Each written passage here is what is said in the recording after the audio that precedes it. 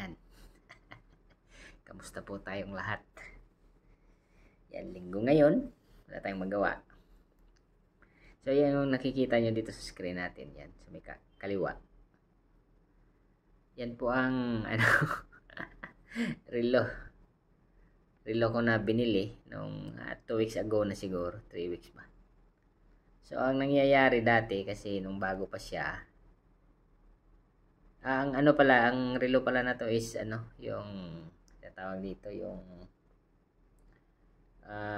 manual winding na na relo. So mechanical watch po siya.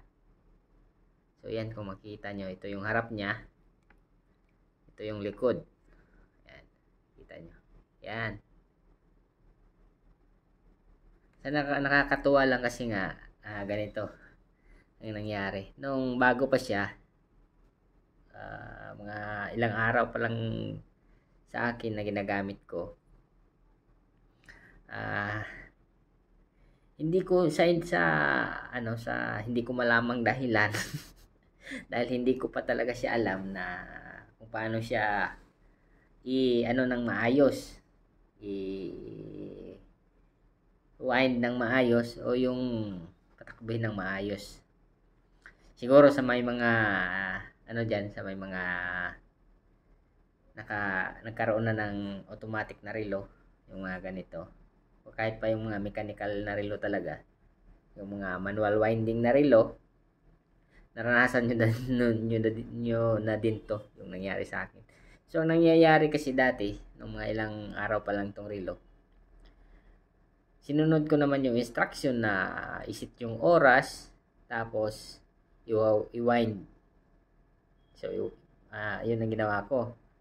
Kaso nga lang, ang nangyari, mali yung pagka-wind ko o yung pagka-ikot ko.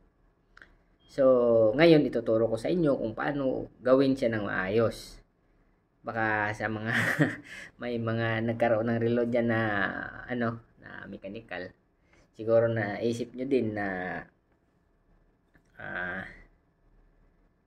sira yung relo na natanggap nyo o So, yun. So, ngayon ituturo ko sa inyo kung paano siya gawin. So, madali lang po siyang gawin, yung pag-wind ng relo na manual, na mechanical. So, ito, pipihitin nyo to, hihilahin nyo to palabas. Tapos, makakarinig kayo ng dalawang lagitik. O yun, lagitik siguro narinig nyo. Tapos, yan, iikutin nyo siya at isisit nyo yung oras. Yan. Pag so isit natin yung oras.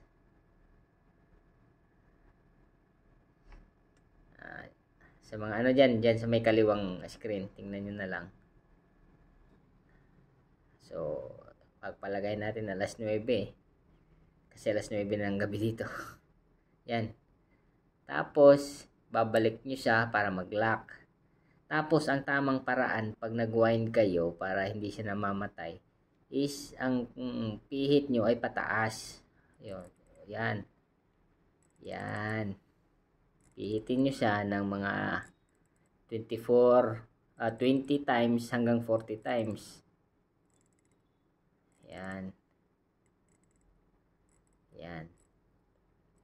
Para magkakaroon siya ng magkakaroon siya ng yung spring niya.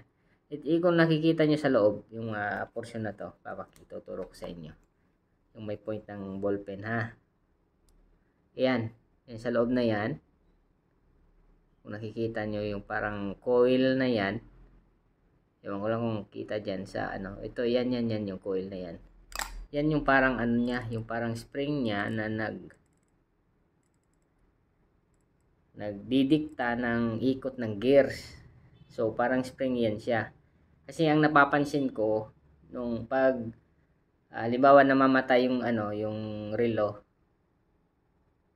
yung spring na yan ay hindi siya nakabuhol o nakaikot na ganyan. So, parang siya, nasa labas lahat. So, kaya yon na ko, salamat din sa YouTube na na-discover ko kung paano siya i-wind ng maayos. So ayan. So ngayon ang sasabihin ko din sa inyo kung ano yung feeling ng magkaroon ka ng ganitong relo na manual winding is nakakatuwa siya para sa akin lang ha. Nakakatuwa siya kasi nga parang close o parang kailangan mong gawin na i-wind yung relo mo sa umaga pag sinusuot mo at sa gabi pag hinuhubad mo.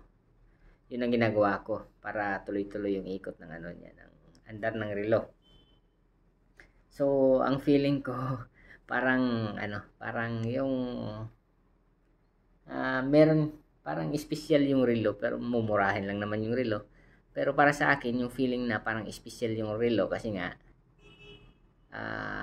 bibigyan mo talaga siya ng ng oras o pansin talaga araw-araw, umaga at gabi para para mag tuloy-tuloy yung ikot niya. Pero mabalis lang naman siyang i-set sa balik sa oras kung kailangan mo talagang i-set. At yun ang isang nagustuhan ko sa relo na to.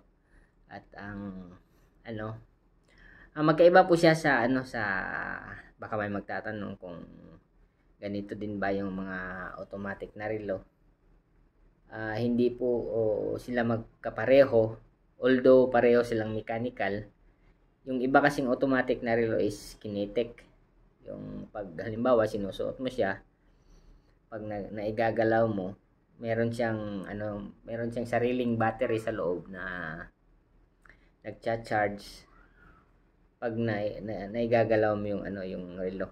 So, yun ang mga kadalasang makikita sa mga mamahalin na relo talaga, yung mga kinetic na automatic watch.